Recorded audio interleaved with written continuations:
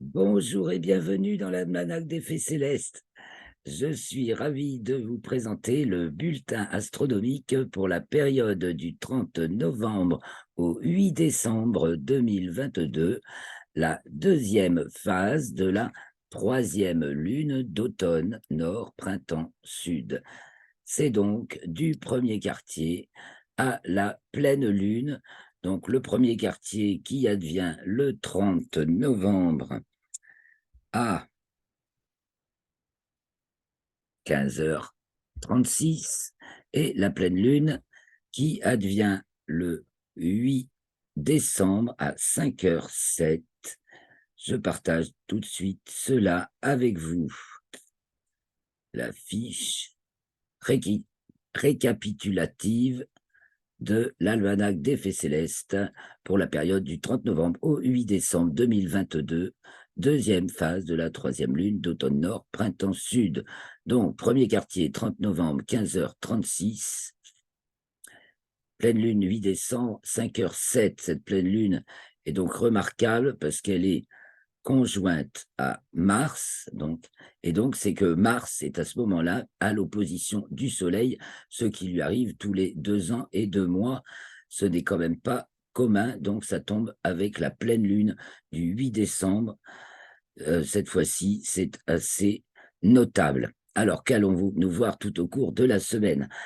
Tout au long de cette semaine, la Lune passe des signes Poissons à celui des Gémeaux, et elle passe de la constellation du Verseau à celle du Taureau. Donc, à la pleine lune, la Lune est devant la constellation du Taureau, tandis que le Soleil est devant celle d'Ophiuchus toute la semaine. Le 30, il arrive devant Ophiuchus, il vient de passer 8 jours devant celle du Scorpion. Il arrive devant Ophiuchus le 30, et donc jusqu'au 18 décembre. Et donc, il va être à l'opposition de Mars le 8 décembre. Donc, revenons sur la Lune. Donc, elle monte en latitude, elle monte, et en déclinaison, elle monte. Elle passe en déclinaison nord le 2 décembre, et elle passe à son ascendant le 5 décembre. Donc, on a une Lune qui monte dans le plan équatorial en déclinaison et dans le plan écliptique en latitude. Que lui arrive-t-il et qu'allons-nous pouvoir voir? Alors, le 1er décembre, elle est conjointe à Neptune, la Lune, à 15h37. Alors, le 1er au soir, vous pouvez toujours vous amuser à essayer de voir Neptune. Allez, on y va. Je vais vous montrer plutôt l'image ici. Voilà. Voir Neptune le soir du 1er décembre. Donc, en fait, elle fait un angle droit avec Jupiter. Elle marque l'angle droit. Donc, on peut deviner un petit peu la position de Neptune dans cette configuration, car sans tarder, le 2 à 2h45, elle est conjointe à Jupiter. La Lune, Neptune et Jupiter sont toutes proches. Ensuite, elle entre dans le signe du Bélier, le 2 à 5h40, et elle passe en déclinaison nord à 18h32, donc le 2 décembre. Ensuite, elle entre dans le signe du Taureau le 4 décembre à 12h37, et elle passe à son nœud ascendant le 5 décembre à 13h37. Et le 5 décembre, elle est conjointe à Uranus. Alors, on va aller voir ça. Alors, elle est conjointe à Uranus, et il y a une occultation d'Uranus par la Lune, ce qui est assez extraordinaire et observable. C'est délicat, mais avec des jumelles posées sur trépied, voyez où se trouve Uranus, où va disparaître Uranus par rapport à la Lune. Ça se passe dans le crépuscule, 17h30 pour ma localisation sur cette image. C'est le début de l'occultation d'Uranus par la Lune, donc le 5 décembre. Et la réapparition d'Uranus, alors se fait... Alors, il y en a plusieurs. Il y a celle-ci. Voilà, je vais faire les suivantes, ok. La réapparition d'Uranus se fait à 18h16 pour ma localisation, du côté éclairé de la Lune, parce que vous voyez, à sa disparition, elle disparaît du côté ombre de la Lune. Il en reste presque plus, enfin de partie nuit de la Lune. Vous voyez, elle est gibbeuse, croissante, presque pleine, mais il y a encore un petit peu de nuit. Donc Uranus va disparaître dans la partie nuit de la Lune, ce fin croissant qui reste, et elle va donc réapparaître parce que la Lune est encore croissante. Quand la Lune est croissante, les astres occultés par la Lune disparaissent dans la partie nuit et réapparaissent dans la partie jour, tandis que lorsque la Lune est décroissante, les astres qu'elle occupe disparaissent dans la partie jour et réapparaissent dans la partie nuit. C'est donc à ce moment-là plus intéressant à observer, c'est plus intéressant, plus facile aussi, et parce qu'on n'est pas ébloui par la luminosité du disque lunaire, de voir quand ça disparaît du côté nuit ou quand ça réapparaît du côté nuit. Voilà, alors ensuite, ça c'est sa disparition, sa réapparition, et comment elle se trouve dans le ciel, voilà, le 5 à 20 heures.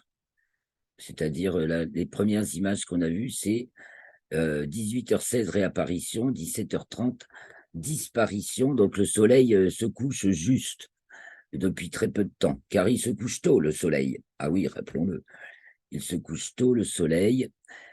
On arrive aux jours où il se couche les plus tôt de l'année. Donc le 30, il se couche à 17h13 pour ma localisation, et le 8 à 17h07. C'est le 13 décembre qu'on va atteindre le jour, enfin le 12, le jour où il se couche le plus tôt par rapport à notre montre dans l'année. Alors la Lune, j'en ai pas tout à fait fini. Elle est donc conjointe à Uranus et on peut observer l'occultation d'Uranus par la Lune au tout début de la nuit, le 5 au soir.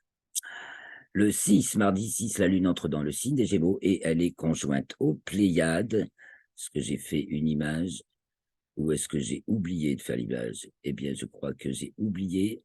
On va aller voir ça sur Stellarium tout à l'heure en faisant le tour du ciel. Elle est conjointe aux Pléiades, alors on continue. Elle est conjointe ensuite à Aldébaran le mercredi 7 à 15h30. Elle se trouve au nord de l'étoile. L'étoile est au sud, la Lune. Et le jeudi 8, nous arrivons à la pleine Lune à 5h07. À 6h18, c'est la conjonction Lune-Mars. En héliocentrique, à 6h35, la Terre est conjointe à Mars. En géocentrique, à 6h41, dans le plan écliptique, le Soleil est opposé à Mars. Mars se trouve 2 degrés 17 minutes au-dessus du plan de l'écliptique, du point de vue géocentrique, et elle monte. Et donc, sa prochaine opposition aura lieu le 16 janvier 2025, et le 18 novembre 2023, elle sera conjointe au Soleil, donc nouvelle Mars. Là, on est en pleine Mars. C'est là qu'elle est le plus près. Donc, en fait, elle est au plus près de la Terre le 1er décembre, à 0,544 UA, une demi-distance Terre-Soleil, un peu plus, ce qui nous fait 81 millions de kilomètres à peu près. Elle est au plus près de la Terre pour cette fois-ci. Sa précédente opposition, par exemple, elle était 20 millions de kilomètres plus près, et donc son diamètre apparent pour l'observation était aux alentours de 20 secondes d'arc, alors que là, il n'est que de 17 secondes d'arc. Mais néanmoins, l'avantage, en revanche, c'est qu'elle est très haut dans le ciel. Nous allons la voir sur Stellarium aussi. Alors, je fais le récapitulatif des autres planètes. Il y a Neptune aussi qui marque bien la semaine, puisqu'en fait, la Lune est conjointe à Neptune le 1er, et que Neptune reprend son mouvement direct alors le 4 décembre, et qu'avant cela, le 1er, le même jour qu'elle est conjointe à la Lune, elle est à sa déclinaison minimale, ce qui est dans des variations très menues, hein, mais elle a une petite oscillation en déclinaison, et globalement, elle remonte, et donc elle est à son minimum, et puis voilà, elle va remonter jusqu'au 27 juin 2023 à -2 degrés par rapport au plan de l'équateur, alors que là, elle est à -4. C'est pas énorme. Donc, 1er décembre, la Lune, Neptune a sa déclinaison minimale. Puis elle est stationnaire et donc elle reprend son mouvement direct le 4, dimanche 4 décembre. Elle reprend son mouvement direct jusqu'au 30 juin 2023. Elle atteindra alors le 28e degré du signe des Poissons. Là, elle était rétrograde depuis le 28 juillet. C'est bon? Voilà donc Neptune, changement de mouvement, de sens du mouvement de Neptune, donc changement de sens en déclinaison également. Il nous reste encore, Vénus qui varie cette semaine. Elle commence par entrer dans le signe du Capricorne le mercredi 30, le jour du premier quartier, en héliocentrique, hein. En géocentrique, elle est dans le signe du Sagittaire, devant la constellation d'Ophiuchus. Elle sort des limites zodiacales sud le 1er décembre, oui, jeudi 1er décembre, et elle descend donc en dessous des limites que peut atteindre le Soleil au solstice de décembre, donc moins de 23 degrés 26 minutes en dessous par rapport au plan de l'équateur, et donc elle atteindra son minimum le 13 décembre à moins 24 degrés 14 minutes, et elle rentrera dans les limites zodiacales. J'ai oublié de le marquer là, ce sera marqué dans l'article. Le J'ai oublié de le marquer. Vénus encore, Vénus, elle arrive donc devant la constellation du Sagittaire le mercredi 7, et donc ça veut dire elle en est au 27e degré du signe du Sagittaire. Il y a aussi, Mercure, bien entendu.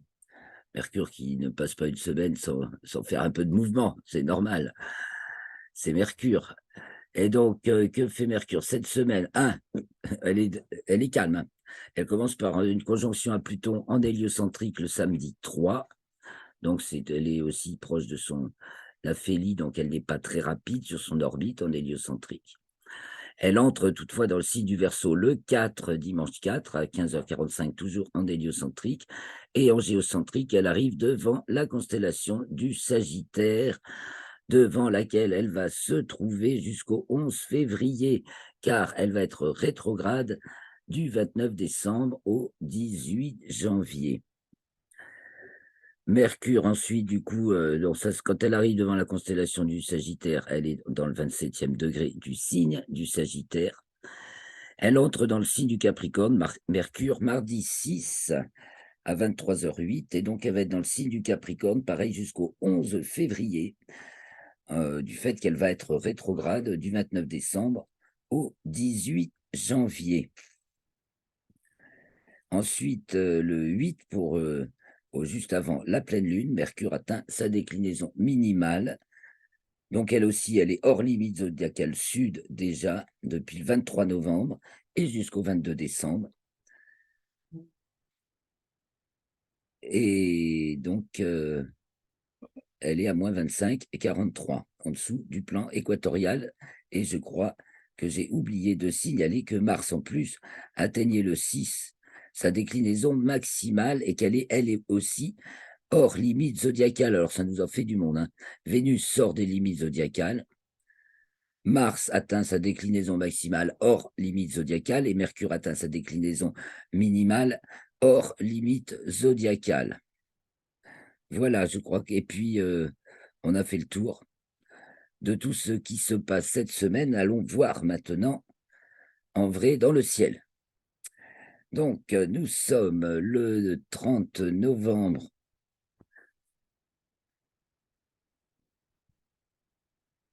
et il est 17h30. Le soleil s'est couché déjà, c'est à latitude, longitude, à 17h13 chez moi. Donc un bon quart d'heure après le coucher du soleil, qui s'est couché ouest-sud-ouest, de plus en plus vers le sud chaque jour.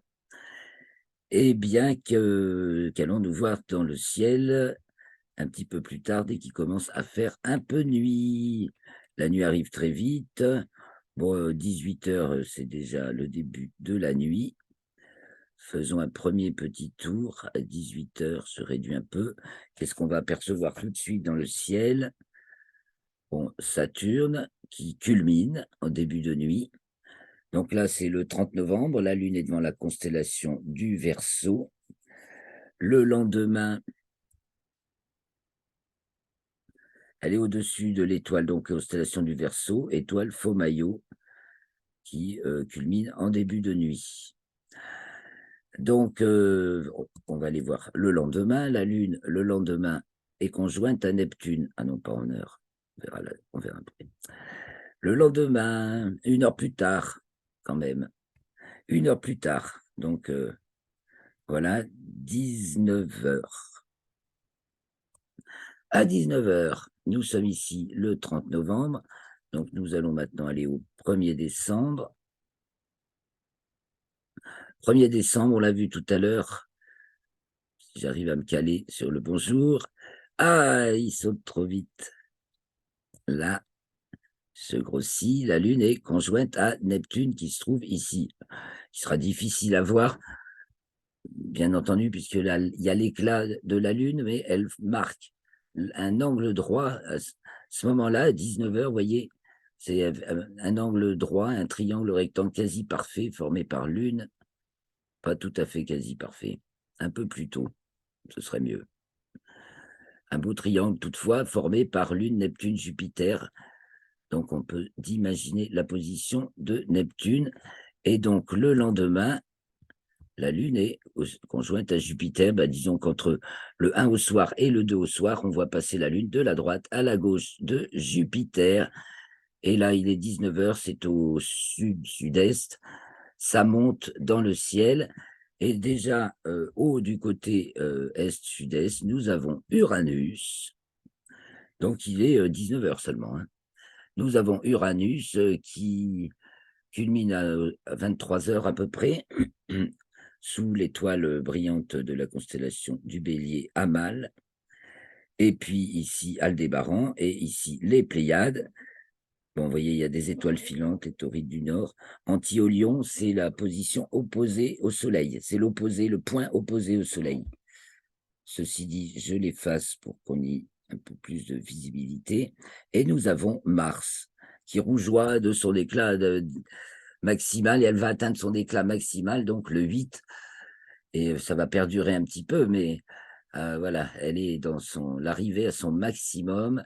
Elle est donc, vous voyez, entre Aldébaran et Elnat, c'est elle qui brille le plus fort. Il y a Capella du Cocher qui brille fort, bien sûr, mais rien ne rivalise avec l'éclat rougeoyant de Mars, qui va atteindre la magnitude -1,9. Elle ne concurrence pas Jupiter cette fois-ci, qui est quand même toujours à -2,5, -6, même si son éclat diminue. Donc voilà, dans début de nuit dans le ciel, eh bien, nous avons Saturne qui a passé sa culmination, 19 heures, Neptune et Jupiter, et Uranus déjà au sud, est-sud-est, et Mars est-nord-est.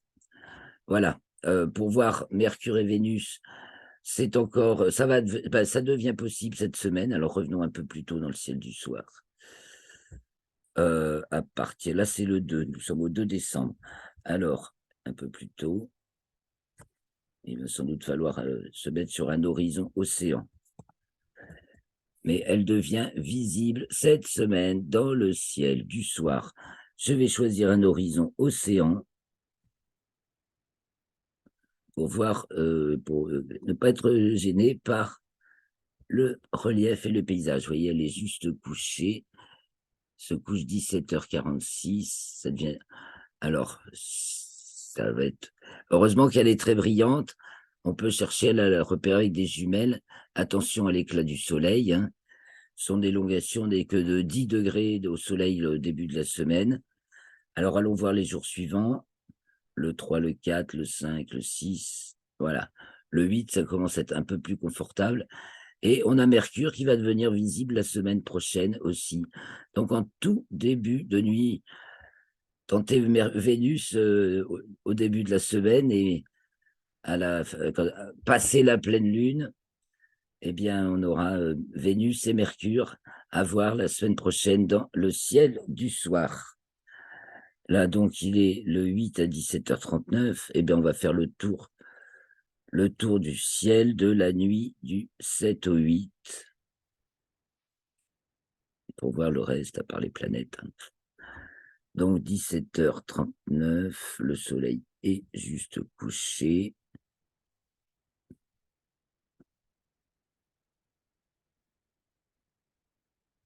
Voilà, donc premier tour de ciel en début de nuit, quand même à 19h. C'est mieux, il fait nuit. À 19h, donc au sud, Jupiter qui arrive à sa culmination sous les Poissons et Pégase. Le Verseau qui est déjà passé, le Capricorne est sur le couchant, ici, faux maillot du Poisson austral. À l'ouest, donc, disparaît Ophiuchus, Altaïr de l'Aigle, Véga de la Lyre et Deneb du Cygne, le grand triangle de l'été est à l'ouest en train de se coucher en début de nuit. Au nord, la grande ours rase l'horizon, relève déjà le museau, tandis que Céphée culmine. Petit ours et dragon sont à 9h à gauche. Et au sud, en début de nuit, à l'est, en début de nuit, apparaît donc Mars, enfin Capella qui brille très fort, et Aldébaran, les Pléiades, et donc Mars qui fait le clou du spectacle en ce moment, sous Persée, et il y a Orion qui commence à apparaître. Alors, avançons un peu plus tard dans la nuit. Donc, 21h, 22h, Procyon apparaît, Orion bien levé, les Gémeaux sont là, 23h, 0h, alors c'est le minuit vrai à 0h40 pour mon méridien, le 2 minutes 15 secondes de temps est, 9 minutes est par rapport à Greenwich, voilà, soit 2 degrés 15 minutes de temps. Donc au milieu de la nuit, à l'est apparaît le lion, avec Régulus, l'étoile brillante du lion, ici le cancer, donc M44, l'amas de la crèche. Voilà, ici.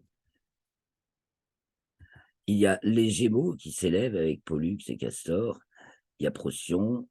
Ah, j'ai oublié de vous dire un truc avec Mars. Ah ben on va la choper là. Voilà. Justement dans la lune, dans la nuit du 7 au 8, puisque la pleine lune advient aux alentours de 5 heures et que Mars, et qu'elle est conjointe à Mars à 6 heures, de toute façon, à peine une heure après. La lune occulte Mars pour nous aussi. Donc en fin de nuit, le 8,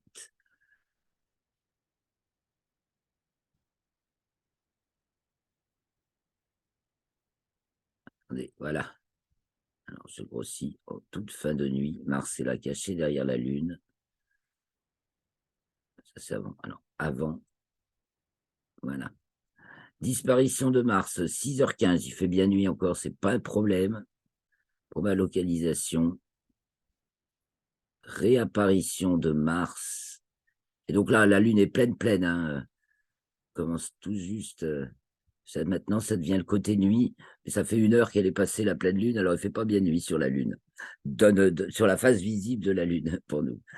Et donc, Mars réapparaît ici, du côté du sud de la lune, à 7h06. Donc, vous voyez, c'est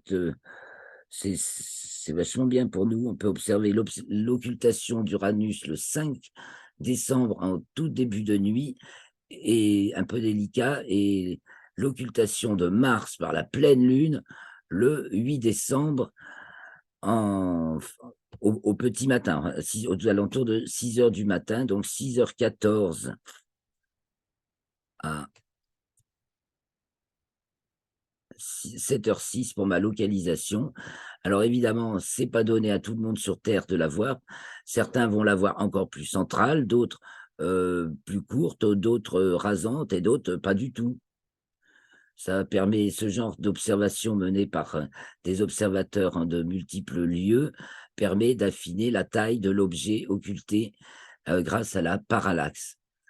Et donc on fait aussi bien c'est aussi ce qui a permis la mesure de la distance du Soleil avec les transits de Vénus, par exemple, devant le Soleil, etc. Donc voilà, je finis en beauté avec cette occultation de Mars par la Lune. Vous vous rendez compte, 2 occultations de planètes par la Lune observables pour nous. Donc, je reviens au minuit vrai. 0h40 cette semaine, car l'équation de temps a passé son second maximum négatif le 2 novembre et sera son premier maximum positif de l'année en février. Donc le jour se décale vers le soir. La durée du jour, qu'elle diminue ou qu'elle augmente, parce que là elle diminue puis après elle va augmenter, se décale vers le soir. Donc le minuit vrai se décale de plus en plus tard. Il est donc minuit. Et du côté de l'ouest, donc Pégase se couche, Jupiter se couche, au sud, voilà, que passe-t-il au sud à minuit? Il passe Orion qui arrive, Rigel, très bientôt, là, ça va être Rigel au méridien à la minuit, et puis Aldébaran qui est déjà passé de l'autre côté. Et bien sûr, dans cette nuit du 7 au 8, on aura Mars et la Lune, donc très haut, en plus, qui culmineront à près de 70 degrés de hauteur. C'est assez impressionnant, sous Capella, qui, elle, passe au zénith. Là, elle est à 85, et elle passe au zénith le 12, au zénith à la minuit. Et au milieu de la nuit, elle passe au zénith, c'est-à-dire au sommet du ciel. Voilà, c'est à, là, le 8, c'est à 1h02, Capella, pour notre latitude, 45, 44-30 à peu près, 44-30 nord à peu près, Capella passe au zénith. Pour 45 degrés de latitude, Capella passe au zénith. Et voilà, mes chers amis, donc il va y avoir le début, il y a des étoiles filantes aussi, tiens, je rallume les étoiles filantes, parce il y a le début des Géminides à partir du 3, c'est un essaim très important, qui a un très gros maximum le 14 décembre. Puis, vous voyez, il y a les taurides du Nord encore, les monocérotides de décembre, donc devant la licorne, monocéros, c'est la licorne. Les alpha-hydrides, devant hydride parce que c'est devant la tête de l'hydre. Ici, ça, c'est la tête de l'hydre, avec son étoile Alphar qui est bien visible. Non, c'est pas elle. Hein, non, c'est pas elle. Non, Alphar, c'est elle, c'est pas la tête. Et c'est la tête de l'hydre bien visible. Voilà, nous sommes au minuit, donc manquez pas les étoiles filantes. Je crois que je vous en ai dit beaucoup pour cette semaine. Vous voyez, ben, minuit, le nord quand même. Au nord, à minuit, c'est le dragon et la petite ours qui sont plus bas et qui remontent. La grande ours est à 15h, 3h, elle monte. La girafe culmine, la discrète girafe culmine, et surtout, il y a le point de Capella là-haut. Et c'est fait Cassiopée et c'est fait redescendre. Et du côté de l'est, donc, apparaît le lion. Tandis que s'élève le grand G de l'hiver. Voilà, au milieu de la nuit et de plus en plus tôt, nous avons notre grand G de l'hiver. Alors, je le remontre. Les trois mages d'Orion, Alnitak, Alnilam et Mintaka. Alors, les trois mages d'Orion, ça ferme le G. Ah oui, on part sur Rigel, Sirius, Procyon, Pollux et Castor. Castor ici. Capella, la plus haute, est très très haut ce grand G. Hein. Et Aldébaran. Et voilà, on a fermé son G. Et on peut le refermer sur Bételgeuse, voici Bételgeuse. Et on fait comme ça. Ce sont les plus brillantes étoiles du ciel de l'hémisphère nord et elles sont à l'honneur l'hiver. Voilà, mes chers amis, j'ai quelques petites nouvelles peut-être aussi à vous partager. Alors, allons-y, j'ai relevé les nouvelles. Alors, c'est la revue des news. La revue des news de l'actualité du ciel et de l'espace. Alors, qu'est-ce que j'ai relevé pour vous cette semaine? Une vidéo qui permet de se rendre compte de la vitesse à laquelle file l'ISS si elle volait à 3 kilomètres seulement au-dessus de la Terre, que sachant qu'elle fait un tour de la Terre en 1 heure et demie, évidemment, ça fait un effet terrible. Alors, une belle nouvelle, heu, un inventeur de dinars a mis au point un système basé sur la mécanique quantique et qui permet de résoudre tout un tas de problèmes de pollution de l'air et donc ils l'ont installé à Dinard pour résoudre un problème, d'odeur infecte qui se dégageait d'un bassin de décantation et ils envisagent de l'adapter à l'ISS. Donc c'est très sympathique de lire un article comme ça on voit qu'il y a des choses innovantes et intéressantes qui se font. Et là, pour une fois, ça a été fait d'abord sur Terre et on va l'appliquer dans le spatial. Et puis un récent lancer de SpaceX, pour envoyer, un peu de frais et de friandises, sur l'ISS pour fêter, Thanksgiving, parce que les Américains fêtent Thanksgiving et pas que, hein, des expériences et tout un tas de choses intéressantes. Ensuite, il y a les Chinois qui, vont faire un transfert d'équipage, donc un nouvel équipage prévu pour décoller ce mardi 11 novembre, donc pour la station Shenzhou 15 et il y a déjà 3 astronautes, donc ils vont se serrer pendant une semaine à 6 et les 3 anciens redescendront ensuite. Voilà ce qui est prévu sur la page de la communication en français de l'agence chinoise. Bah, ça va vous intéresser, c'est sûr, ça m'intéresse, comment les astronautes vont-ils aux toilettes? C'est des questions qu'on peut se poser. Comme de même, il y avait comment font-ils pour se laver les cheveux? Mais c'est encore plus pressant d'aller aux toilettes, n'est-ce pas? Et les inventions, bah, sont obligées de i on est obligé d'inventer des solutions. Voilà. Ensuite, des petits tests, seriez-vous un bon astronaute? Un autre test pour casse-tête pour tester votre QI avec des histoires de station spatiale et un rappel de Félicette, la première chatte astronaute du monde, après, Laika en 1957, dans les Soyouz. Il y a eu Félicette par les Français en 1963, dans l'histoire des animaux dans l'espace, évidemment. Ils y ont laissé leur vie. Bon. Alors, le vaisseau Artemis, donc, qui accomplit, Artemis 1, qui accomplit sa mission autour de la Lune avec le vaisseau Orion, donc qui est en orbite lunaire, c'était la mission d'Artémis, de mettre le vaisseau Orion en orbite lunaire. Le tout doit rentrer sur Terre le 11 décembre et je vous mettrai dans l'article une photo du vaisseau vu d'Italie. Ah bah tiens, je vous la partage plutôt. Je partage cette photo du vaisseau et quelques autres photos. Voilà. Voilà, donc c'est un photographe italien qui a laissé filer le ciel pour rester focalisé sur le vaisseau Artemis. Donc évidemment, tout le reste des astres fait des filets d'images. Voilà, donc vu depuis le sol, c'est un bel exploit photographique. Ah, mais je ne voulais pas partager cette image, donc je vous la partage. Ça ne sert à rien. Là, voilà l'image que j'ai oublié de vous partager. Donc, le vaisseau Orion, le photographe se focalise sur le vaisseau et laisse filer le ciel. Le vaisseau qui lui-même, bien sûr, n'est pas fixe. Donc, photo, combien de temps il a mis? On va regarder, ça doit être marqué. 180 secondes, 3 minutes.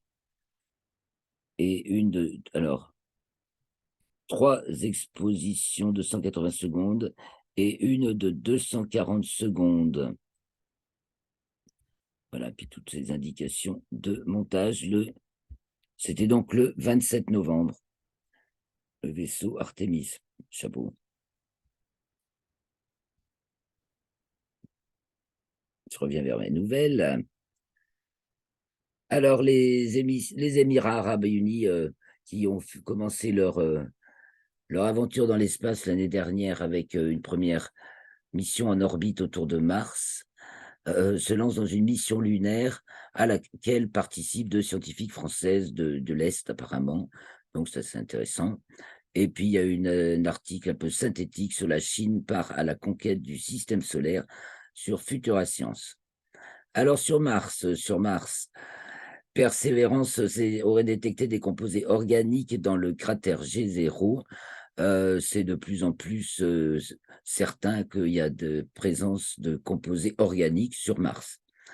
Et il y a un article assez approfondi de Science et Vie sur Mars. Mars est asymétrique, on comprend mieux pourquoi. Alors, les missions en direction des astéroïdes, toujours la mission DART qui a consisté à dévier dans un couple d'astéroïdes le plus petit des deux. Donc, il y a un article de son concepteur au CNRS, enfin, il y a des Français qui participent à cette mission, et qui dit DART, c'est 3 succès en un. Donc, allez voir son point de vue sur la question.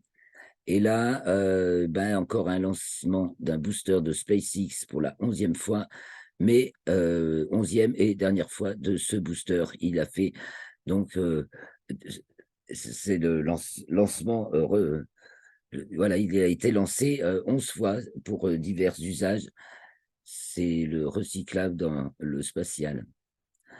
Ensuite, ben, James Webb Télescope nous permet d'explorer de plus près l'atmosphère d'une exoplanète qui comprend apparemment de la vapeur d'eau et du CO2. Et un article très intéressant sur comment ça se passe pour ceux qui travaillent autour enfin, pour ce télescope James Webb. On comprend mieux les coulisses, c'est très intéressant. Voilà, je rappelle la conférence L'Astrolabe et l'astronomie, mercredi 14 décembre au CNAM à Paris par Brigitte Alix, donc sur l'Astrolabe. Et voilà, chers amis, je vous ai fait une présentation que j'espère que vous avez appréciée, la plus synthétique et complète possible pour cette période du 30 novembre au 8 décembre 2022. Donc, la deuxième phase de la troisième lune d'automne pour nous de l'hémisphère nord. Et donc, avec du premier quartier à la pleine lune, avec la conjonction Lune-Mars pour la pleine lune et l'occultation de Uranus par la Lune le 5 et de Mars par la Lune le 8. Alors régalez-vous, sortez vos jumelles, sortez vos yeux et vos gros manteaux. Passez une bonne semaine, likez, mettez des commentaires, abonnez-vous à la chaîne, je vous remercie.